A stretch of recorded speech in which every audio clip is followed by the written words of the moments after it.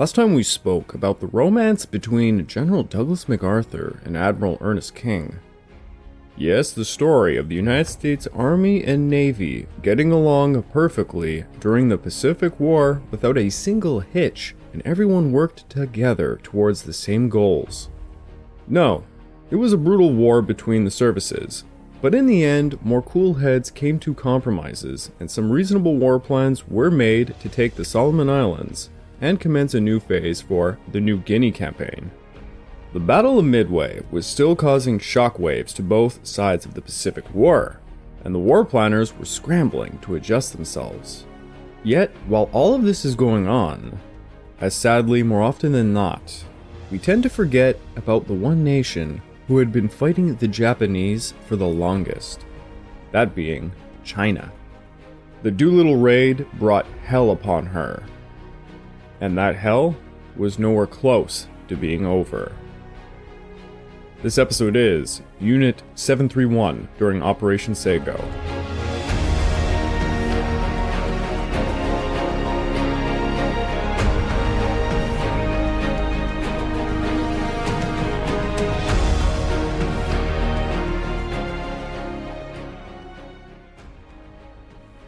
Welcome to the Pacific War Podcast week by week, and I'm your dutiful host, Craig Watson. But before we can begin, I just want to remind you all that this podcast is only made possible through the efforts of Kings and Generals over at YouTube.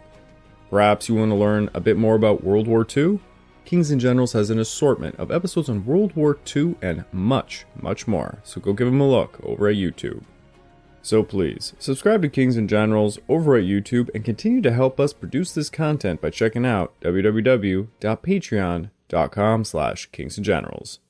And hey, if you're still hungry after all that for some more Pacific War content, why don't you check my personal channel out, the Pacific War channel over at YouTube, where I have videos going as far back as the Opium Wars of the 1800s, all the way up to the end of the Pacific War in 1945.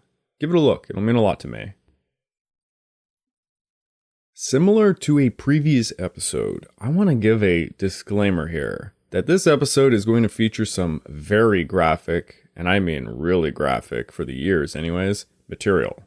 In particular, we will be speaking about Unit 731, so for those of you who know about it, well, you know. And for those of you who don't, it's going to be some particularly gruesome stuff. That being said, I will leave all of that for the end half. The first part of this story will be about the withdrawal after Operation SEO. And there is some, well, not just some, a lot of horror involved with that, but not as much as with Unit 731. So I will be saying another disclaimer before we get into that stuff, just letting you know right at the beginning, folks. About a month ago, I spoke about the horrifying consequences that came after the Doolittle Raid. When Doolittle and his fellow aircrews crash-landed all over eastern China, they brought Japanese fury upon the Chinese, the like of which had only been seen during situations like the Rape of Nanking. Japan unleashed Operation SEO, also known as the Zhejiang campaign. The main objectives of SEO were to destroy the airfields at Lishui, Quzhou, in the Yushan area, and the city of Shanyao, which was the HQ of the Third War Area of General Gu Zhutong. Basically, all the air bases in Zhejiang had to be knocked out to prevent the Allies from using them to bomb Japan again.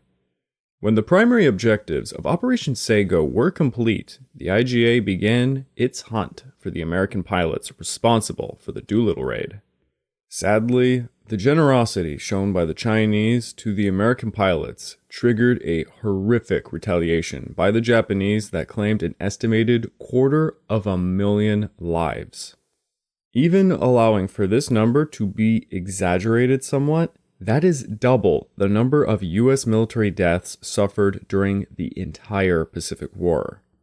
The Japanese performed absolute barbarity upon the Chinese civilians and caused such devastation on the land that around 90% of the market towns and residential homes were destroyed in Zhejiang areas. In numerous cities, the streets would be left void, just ruins filled with burning homes. A missionary with the United Church of Canada named Reverend Bill Mitchell traveled the devastated region, organizing aid on behalf of the Church Committee on China Relief. Mitchell gathered statistics from local governments to provide a snapshot of the destruction. Here are some of those statistics. The Japanese flew 1,131 raids against Chuzhou, Doolittle's intended destination, killing 10,246 people and leaving another 27,456 destitute. They destroyed 62,146 homes, stole 7,620 heads of cattle, and burned 30% of all the crops. The very same committee went on to report this. Out of 28 market towns in that region, only 3 escaped devastation. The city of Yushan, with a population of 70,000, many of whom had participated in a parade led by the mayor in honor of raiders Davy Jones and Hoss Wilder. This city saw 2,000 killed and 80% of their homes destroyed. Yushan was once a large town filled with better-than-average houses. Now you can walk through street after street seeing nothing but ruins, Father Bill Stein wrote in a letter. In some places, you can go several miles without seeing a house that was not burnt. Unfortunately, the story was not over, as even more horror would come as the Japanese prepared to withdraw from the area. The Japanese decided to resort to biological warfare at this point in their campaign. Beginning in May, the Shanghai-based 13th Army marched west along the Zhejiang-Jiangsu Railway alongside forces from central and northern China. Part of the 11th Army moved east from Hankou at the same time. By late June, they had captured and destroyed the airfields at Ishii, Chuzhou, and Yushan, thus completing the primary objectives of Operation SEO. The Japanese hoped that this would secure their home islands from any further air raids, but they still wanted to punish those responsible for the Doolittle Raid, be it the American pilots or the poor Chinese population that had aided them afterwards.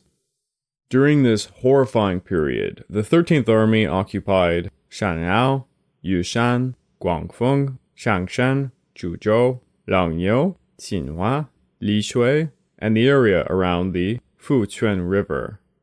The 11th Army occupied Huanzhen, Nancheng, Linchuan, and Xianhancun.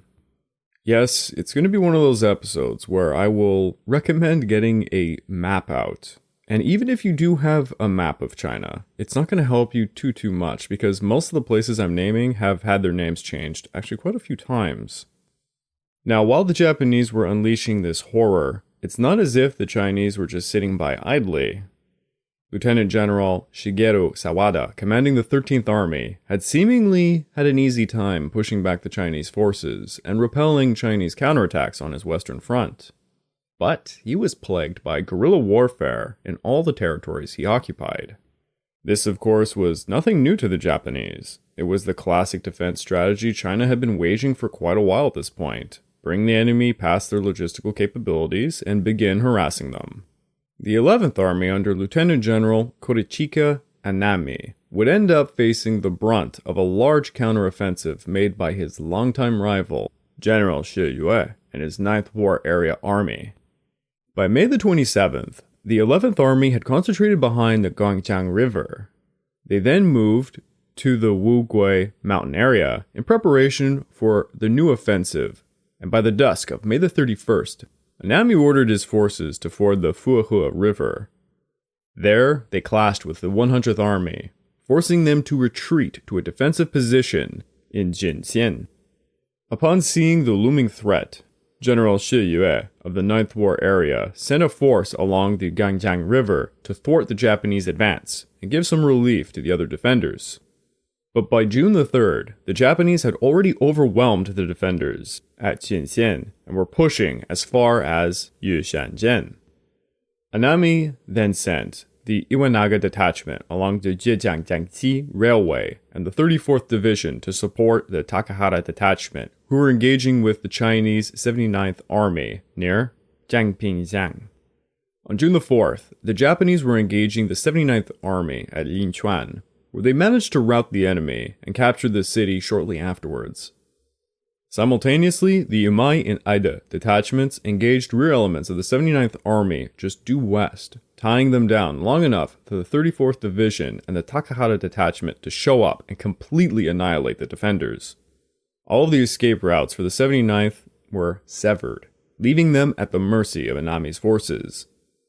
With the 79th Army defeated, General Xie Yue decided to transfer the 4th and 58th Armies from Changsha to Luoyang, ordering them to recapture the lost position in Linchuan.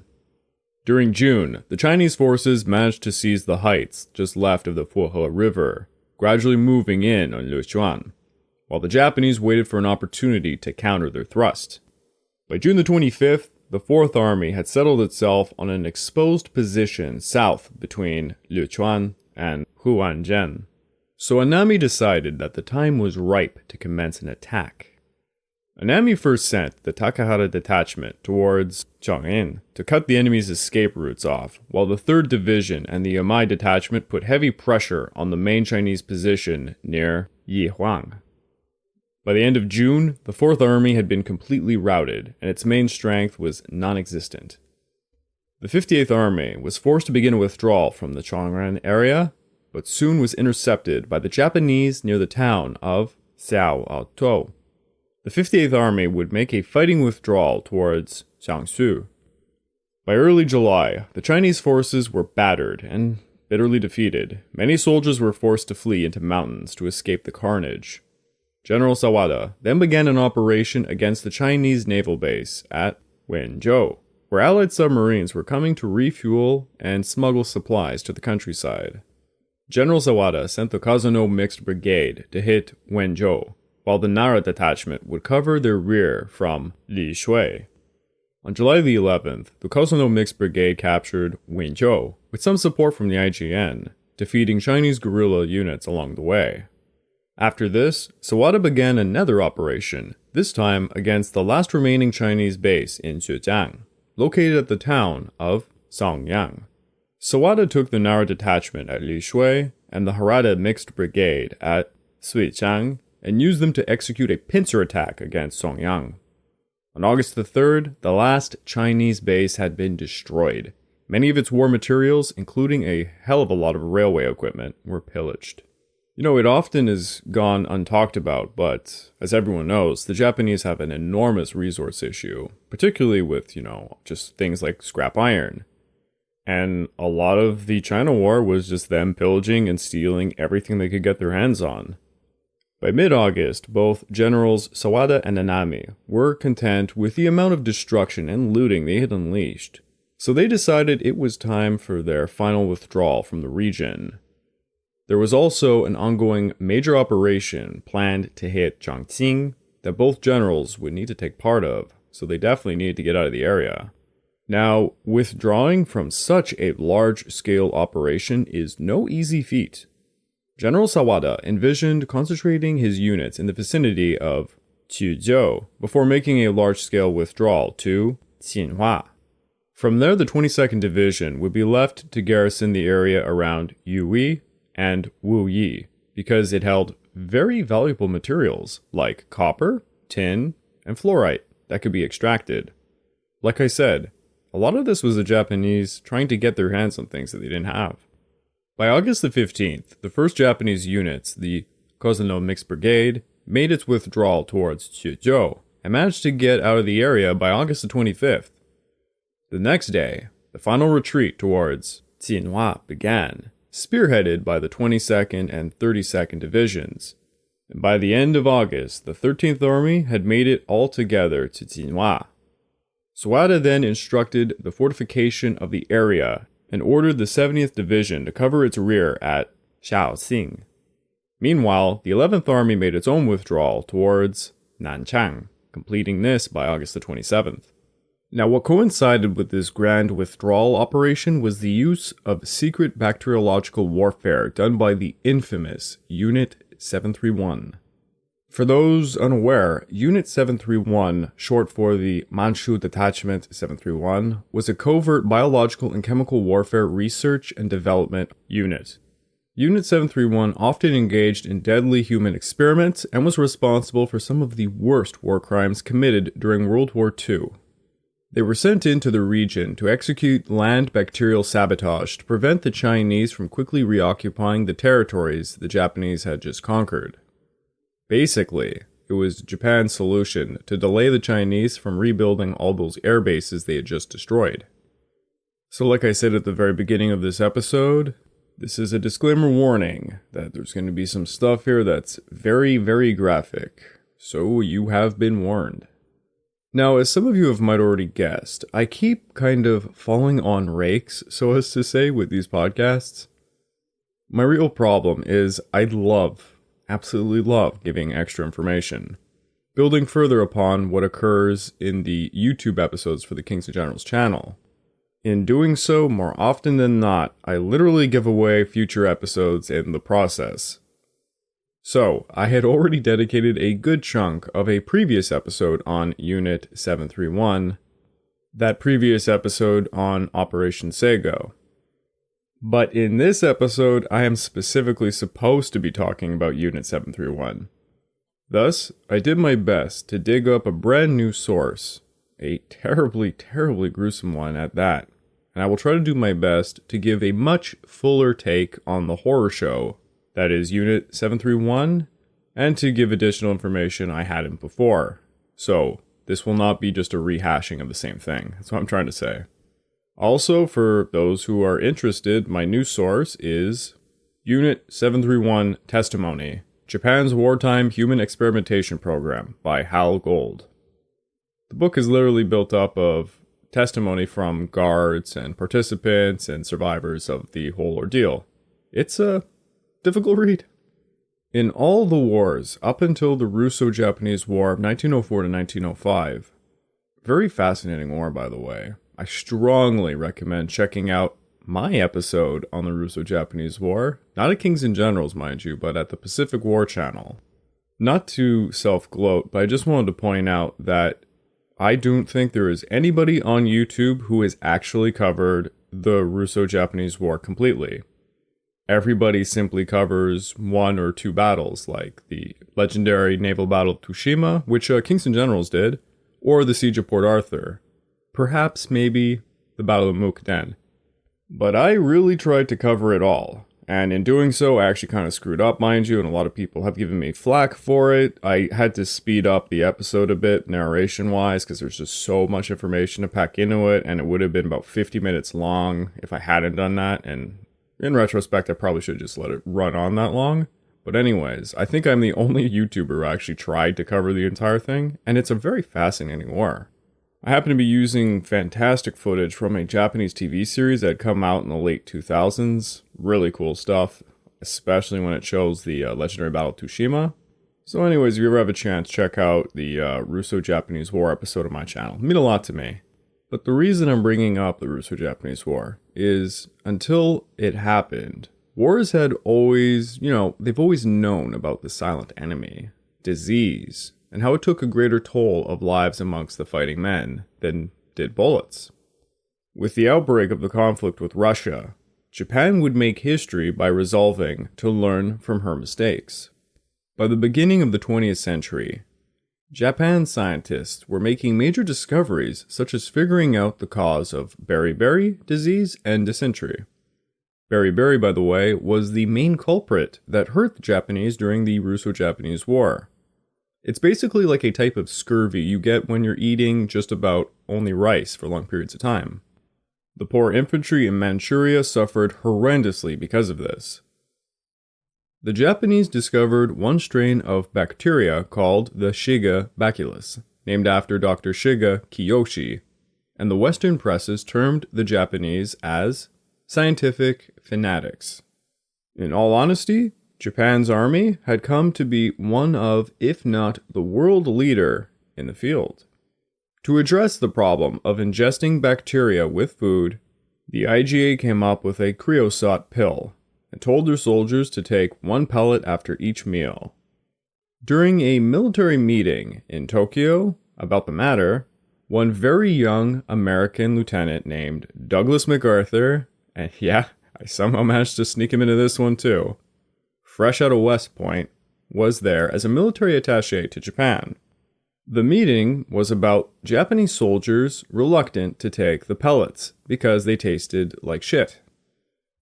MacArthur's opinion was that soldiers were soldiers, and that there was no way to make soldiers of any nation follow orders like swallowing something they didn't like.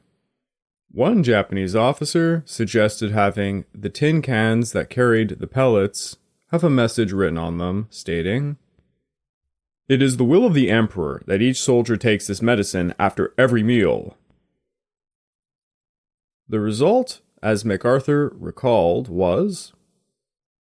"The result was instantaneous. Not a pill was wasted. Nothing but death itself could stop the soldiers from taking the medicine." The Japanese success in minimalizing deaths from illness proved that they were correct in attaching equal priority to germs and bullets, and soon after the Russo-Japanese War was done, a Department of Field Disease and Prevention was established. One overseas American medical unit noted of the department, "It was the most elaborate and effective system of sanitation ever practiced in war." Commendable as this all was, there was a darker side to it. The original bacteriological arms of Japan were soon to be warped in the direction of causing rather than preventing. Ishii was born June the 25th of 1892 in the village of Chiyoda, about 2 hours' drive from central Tokyo. He was born into a wealthy family with respectable land holdings. In 1916, Ishii entered Kyoto Imperial University, a prestigious establishment with a medical department especially known for its work in bacteriology. As a student, Ishii seemed to have a personality problem. He was quite pushy, inconsiderate, and very selfish. Ishii also felt a calling to the military, and after graduating in 1920, he enlisted in the IGA. He was commissioned as a lieutenant, and by 1922 managed to gain a transfer to the 1st Army Hospital in Tokyo. His fever for research was highly appreciated by his superiors, and by 1924 he was assigned to do his alma mater for the postgraduate work in bacteriology. Ishii eventually married the daughter of one of the top men at Kyoto University, cementing his position within the university's medical research facilities. Japan was a signatory to the Geneva Convention of 1925, which prohibited biological and chemical warfare. As a specialist in bacteria-related fields, Ishii found this to be encouraging. Surprising, huh? He found this to be encouraging because he reasoned that if something was bad enough to be banned, then it most certainly must be effective. Ishii pressed for the establishment of a military arm whose activities centered around weapons based on biology. For the military, it was a no-brainer. Compared to the costs of conventional forces, bacteria and gas were far less expensive. Protecting one's troops was also still part of the thinking about all of this. In fact, Ishii was dispatched to help cure an epidemic that broke out in a region of Japan, and he ended up developing a water filtration system that could be transported along with troops. In 1928, Ishii went on a 2-year tour of Canada, the United States, and Europe. He researched the history of gas weapons during World War I, and he studied what other countries were currently doing in the fields of bacteriological and gas warfare. When he returned to Japan in 1930, nationalism had really begun to take foot in the nation, in new and startling ways. This is, of course, the beginning of the period for Japan a lot of us call government by assassination. Tokyo began to be enamored with Ishii's ideas, and then bang, the Manchurian incident occurred in 1931. The invasion of Manchuria resulted in the establishment of the puppet state of Manchukuo, setting up a perfect place to grab human specimens for a biolab. As Japan continued to spread into mainland Asia, Ishii's career advanced. In 1932, an epidemic prevention research laboratory was set up within the Army Hospital in Tokyo, with Ishii in charge of it. The center of the work was disease prevention, but this soon shifted towards the development of bacteriological and chemical warfare. Soon, Ishii's research required animals, but this did not satisfy their needs wholly. What they really needed was human subjects. Towards the end of 1932, Ishii applied to the army to be sent to Manchuria to expand his research facilities. The following year, Ishii's aggressive push for biological warfare research resulted in a grant of land and a building in Tokyo for his research. By pure coincidence, Japan withdrew from the League of Nations that same year, and thus the gloves were taken off. Another group that was growing steadily at this time was the Kempeitai, the elite military police of Japan. Because of their occupation of Manchuria, the Kempeitai had a lot of work laid out for them with the local populace.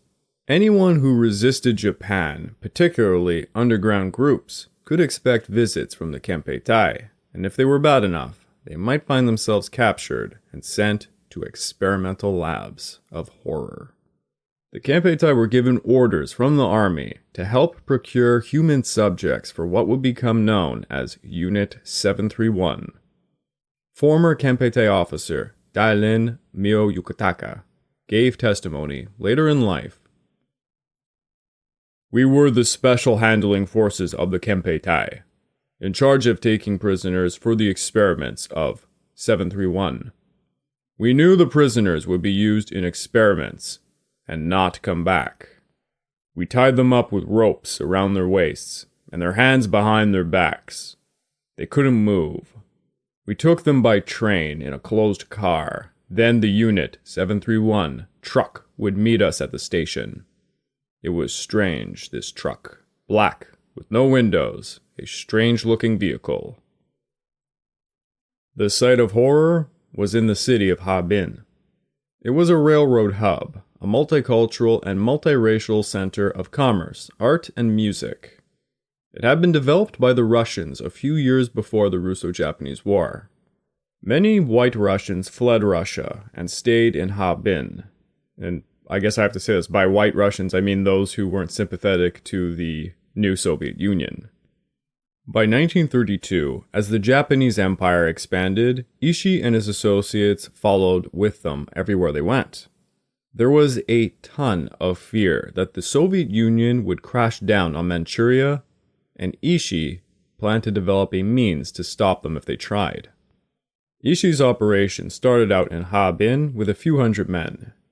To maintain their facade of respectability, they had the Harbin facility concentrate on socially acceptable areas, such as vaccines and other proper medical research. Meanwhile, they kept the work they wanted to be quiet in another place about 100 kilometers to the south. They descended upon an area known as Beiyinhe, where there was around 300 homes and shops. The army forced everyone out as Ishii's team moved in.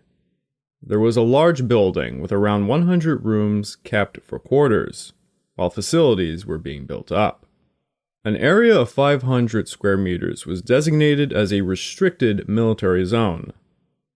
Everything was veiled in secrecy. The main facility became known as the Jongma Fortress. The Japanese told all the locals it was merely a prison. By 1936, the Chinese knew very well it was not merely just a prison. Instead, they knew it was a production facility for bacteria and a slaughterhouse. Rumors began to spread of people having their blood drawn from there. These rumors proved true. Prisoners were being subjected to blood tests. At least 500 cubic centimeters were drawn at 2 to 3 intervals per day from victims. The victims became progressively debilitated and wasted away. Some tests were simply to see how much blood could be squeezed out of a person before they died. Other tests involved poison. It is said the life expectancy in the fortress was under a single month. One of the experiments was to see how long a person could survive on just water.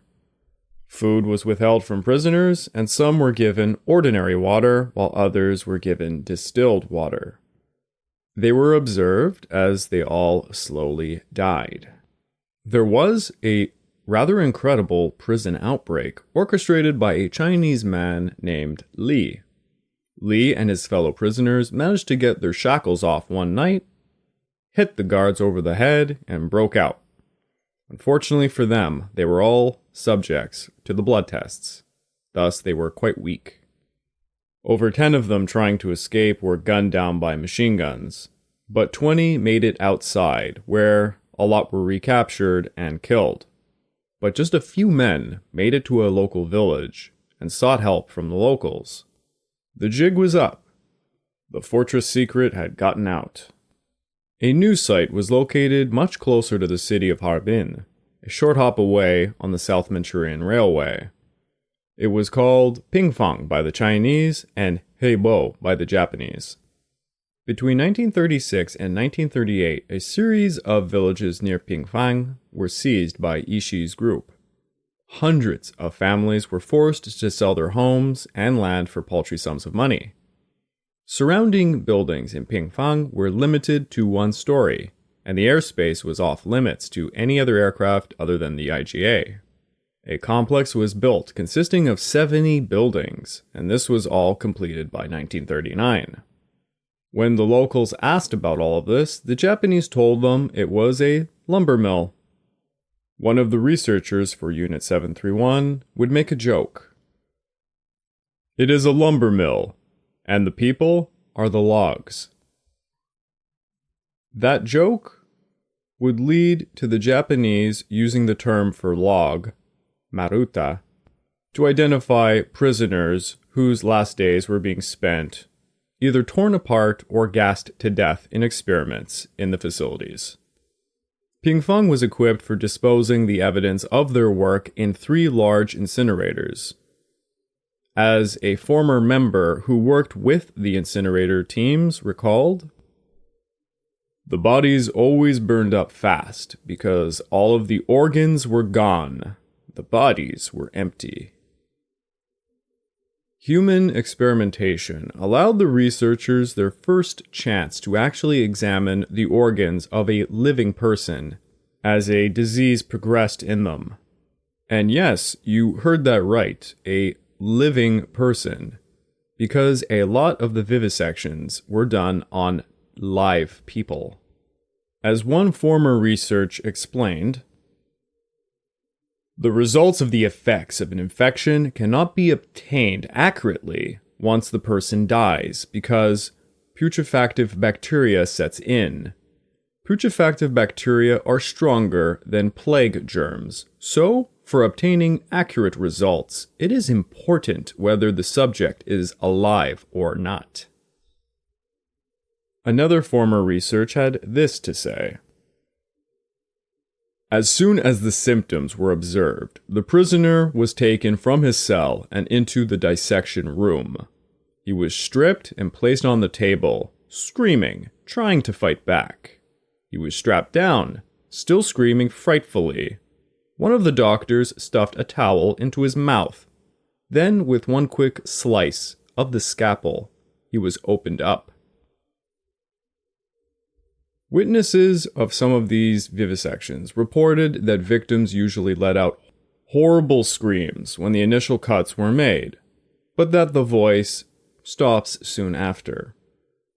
The researchers often removed the organ of interest, leaving others in the body, and the victims usually died of blood loss or because of the organ they just removed. It goes without saying there was no anesthetics being used because it would contaminate the experiments. These people felt everything done to them. There are some accounts of experiments being carried out on mothers and children, because yes, children were in fact born in these facilities. Many human specimens were placed in jars to be viewed by Tokyo's Army Medical College. Sometimes these jars were filled with limbs or organs, but there apparently were some giant jars that had entire bodies in them. In addition to the central units at Pingfang, were others set up in Beijing, Nanjing, Guangzhou, and Singapore. And of course, there was numerous other units all over the China area. The total number of personnel was apparently 20,000. These satellite facilities all had their own unique horror stories. One was located in Anda, 100 kilometers from Pingfang, where outdoor tests for plague, cholera, and other pathogens were done. They would expose human subjects to biological bombs, typically by putting 10 to 40 people in the path of a biological weapon. A lot of the research was done to see the effective radius of the bombs, so victims were placed at different distances. At Xinjing was Unit 100. Its research was done against domesticated animals, horses in particular. Unit 100 was a bacteria factory producing glanders, anthrax, and other pathogens. They often ran tests by mixing poisons with food and studied its effects on animals, but they also researched chemical warfare against crops. At Guangzhou was Unit 8604, with its HQ at the Zhongshan Medical University. It is believed starvation tests ran there, such as the water test I had mentioned previously. They also performed typhoid tests and bred rats to spread plague. Witness testimony from a Chinese volunteer states they often would dissolve the bodies of their victims in acid. In Beijing was Unit 1855, which was a combination of a prison camp and an experiment center. They ran plague, cholera, and typhus tests. Prisoners were forced to ingest mixtures of germs, and then they tested different vaccinations on them. In Singapore, after its capture in February of 1942, there was a secret laboratory made. One Mr. Othman Wok gave testimony in the 1990s that he was about 17 years old when he was employed to work at this secret laboratory. He reported that 7 Chinese, Indian, and Malay boys worked in the lab picking fleas from rats and placing them in containers. Some 40 rat catchers would haul rats to the lab for the boys to do their work. The containers with fleas went to Japanese researchers, and Othman says he saw rats being injected with plague pathogens. The fleas were transferred to kerosene cans, which contained dried horse blood and an unidentified chemical. They would be left to breed for weeks. Once they had plague-infested fleas in large quantity, Othman recalled, "A driver who drove the trucks which transported the fleas to the railway station said that these bottles of fleas were sent off to Thailand." Why this quote is particularly interesting is because if it is true, it finally gives evidence to claims that Unit 731 had a secret branch in Thailand as well. Othman stated he never understood or knew what was really going on at the lab. But when he read in 1944 about biological attacks on Chongqing using fleas, he decided to leave the lab. Othman states the unit was called Unit 9240. As you can imagine, rats and insects played a large role in all of these tests. They harvested the Manchurian rat population and enlisted school children to raise them. In the 1990s, the Asahi Broadcasting Company made a documentary titled The Mystery of the Rats That Went to the Continent. This documentary involved a small group of high school children in Saitama Prefecture, asking local farmers if they knew anything about rat farming during the war years. Many of the farmers interviewed simply stated that everybody back then was raising rats, and it was a major source of income. One family said that they had rat cages piled up in a shed. Each cage could carry up to 6 rats, but that they had no idea what the rats were being used for. Now, hear this. After the war, the United States military kept these same families that were breeding all the rats in business. The United States Army, Unit 406, which was established in Tokyo to research viruses, wink wink, would often drive out to see these farms in their American Jeeps collecting rats. So, if you are thinking something like Project Paperclip, yes, it really is that kind of situation. It's exactly what you think. Getting fleas was a very tricky task. One method was taking older Chinese prisoners and quarantining them with clothes carrying fleas or flea eggs upon them, and then letting them live in isolated rooms to cultivate more fleas. These poor guys had to live in their own filth and not shave for weeks to produce around 100 fleas a day. Now, Unit 731 dealt with numerous diseases such as cholera. Some experiments used dogs to spread cholera to villages. They would steal dogs from a local village, feed them pork laced with the cholera germs, and then return them to that said village. When the disease finished incubating, the dogs would usually vomit, and other dogs would come and eat that said vomit, spreading it more and more. The dogs were usually also stricken with diarrhea, and the feces would just spread it from dog to dog. Around 20% of the people in these villages hit by the disease would die. Former Army Captain Kojima Takeo was a unit member involved in a cholera campaign, and he added this to his testimony. "We were told that we were going out on a cholera campaign, and we were all given inoculations against cholera 10 days before starting out. Our objective was to infect all the people in the area. The disease had already developed before we got there, and as we moved into the village, everyone scattered. The only ones left were those who were too sick to move. The number of people coming down with the disease kept increasing. Cholera produces a face like a skeleton, vomiting, diarrhea. The vomiting and defecating of the people lying sick brought flies swarming all around. One after another, people died." I've mentioned it quite a lot. Plague. It was the staple of Unit 731. The IGA wanted a disease that was fast and fatal. Cholera, for instance, took about 20 days to kill a person. Plague, on the other hand, that starts killing people just in 3 days. Plague also has a very long history of use, going as far back as medieval times. It was one of the very first diseases Ishii focused on. In October of 1940, a plague attack was conducted against the Kaimingjie area in the port city of Ningbo. This was a joint operation with Unit 731 and the Nanjing-based Unit 1644. During this operation, plague germs were mixed with wheat, corn, cloth scraps, and cotton, dropped from the air.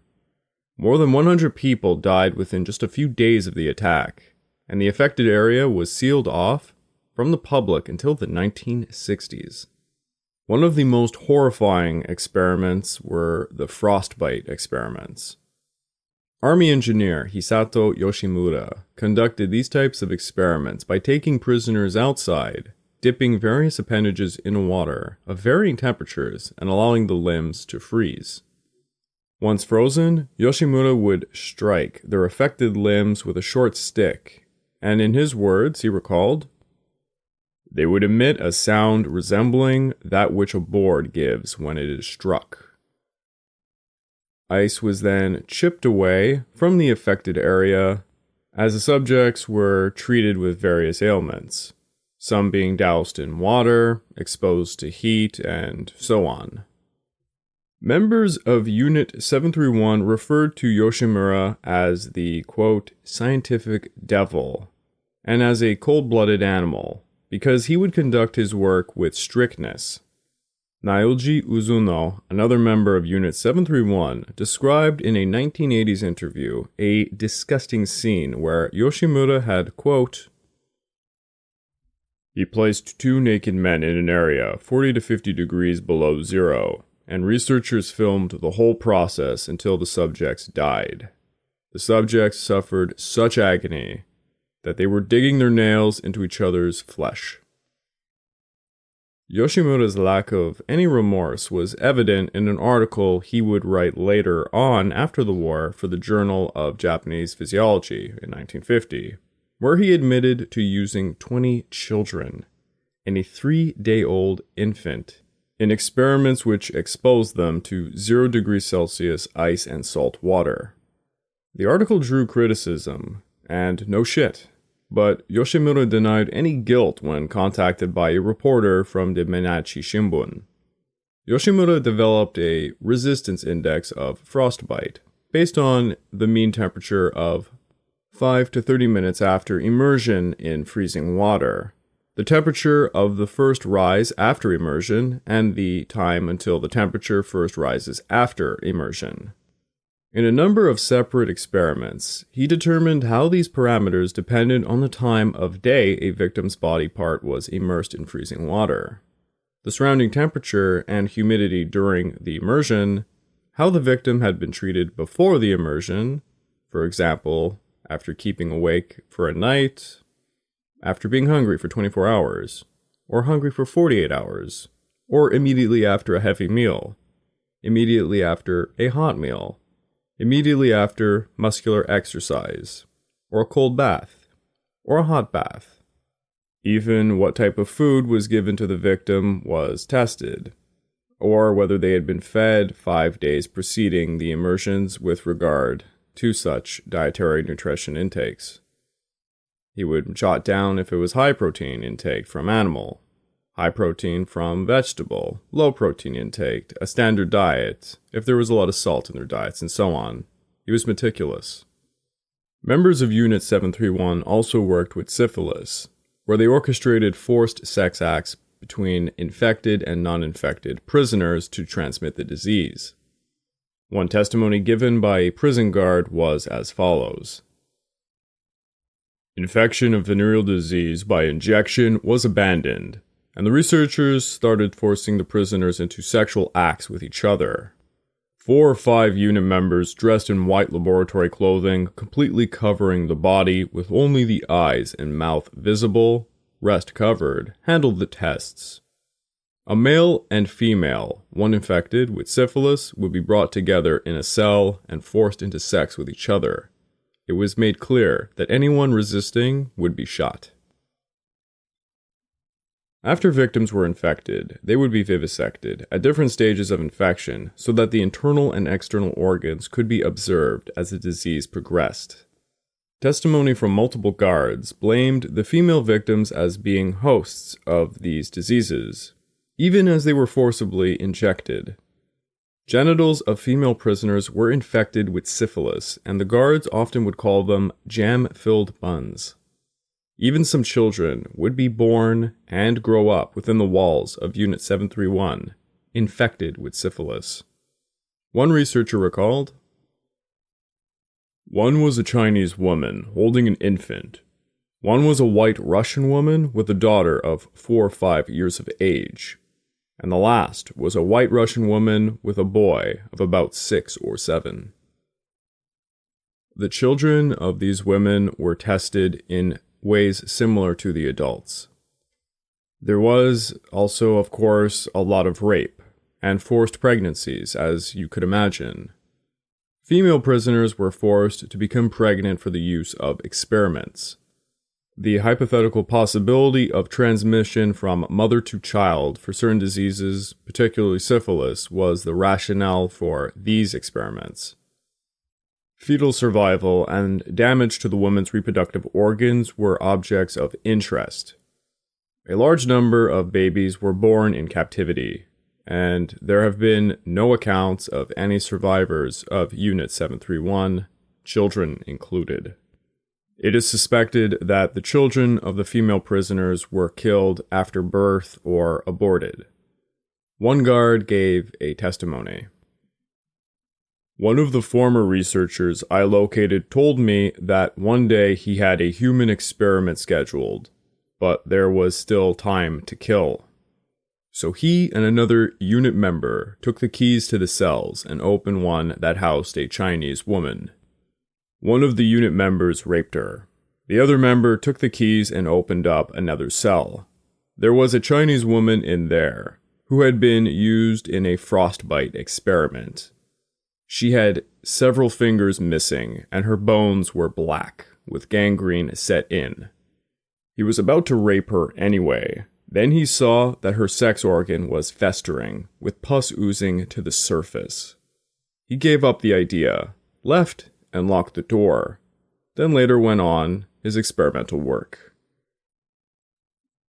Now, getting back to the withdrawal of Zhejiang Jiangxi, the Pingfang base of Unit 731 would evoke the four horsemen of the apocalypse. To accompany the withdrawal of the 11th and 13th Armies, Ishii and Unit 731 prepared to conduct a bacteriological attack over Zhejiang. They would be airdropping ceramic bombs. Ishii and his team decided to employ plague, anthrax, cholera, typhoid, and paratyphoid. Almost 300 pounds of anthrax and paratyphoid would be used during this operation alone. They distributed Peptum bottles labeled water supply to Nanking, where the bacteria would be transferred to metal flasks. In order to support the airdrops, IJA forces would contaminate wells, rivers, and fields using these flasks, hoping to sicken the local populace and guerrilla units. Furthermore, the Japanese prepared 3,000 rolls contaminated with typhoid and paratyphoid, and then handed them over to Chinese prisoners of war, subsequently releasing them to go home and spread the disease. Another horrific tactic employed by the Japanese was to deposit biscuits infected with typhoid near fences and behind trees to make it look like retreating soldiers had left them behind, knowing full well that hungry inhabitants would devour them without a doubt. By August the 1st, the success of the bacteriological operation was immense, and Ishii was promoted to division head of the army surgeon in the 1st Division, subordinated to the North China Area Army. To replace his former position as head of Unit 731 was Major General Kitano Masaji, and under his tenure, it would reach the apex of large-scale production and development of bacteriological warfare to unleash even more horror. The success of Unit 731 would soon get completely out of hand for the Japanese. By December of 1942, a massive outbreak of cholera was reported by Tokyo Radio, and not too long after, the Chinese government began quarantining the province of Zhejiang due to the epidemic. Many retreating IJA forces also got sick with the diseases spread by Unit 731, with losses amounting to more than 1,700 men, by their own biological weapons that had turned on them. This was a terrible price the Chinese paid for the Doolittle Raid. Entire villages looted, burnt, pillaged, their women raped, men tortured, children slaughtered, their land and entire ecosystem poisoned. And on top of all of this, the horrors unleashed by Unit 731. I would like to take this time to remind you all that this podcast is only made possible through the efforts of Kings and Generals over at YouTube. Please go subscribe to Kings and Generals over at YouTube and continue to help us produce this content by checking out www.patreon.com/kingsandgenerals. And hey, if you're still hungry after all that for some more Pacific War content, please go check out my personal channel, the Pacific War channel over at YouTube. Check it out, it'll mean a lot to me. Oh boy, another rather grim and horrifying episode. Yes, Unit 731 and its affiliated units were probably the grand champions of evil. Hell, they definitely give the Einsatzgruppen a run for their money. China suffered tremendously from these sick and twisted groups, and sadly, after the war, many involved in that disgusting work would find more work in the sector of biological warfare, working for people like the Americans. What started in the beginning as prevention soon became the facilitation of death.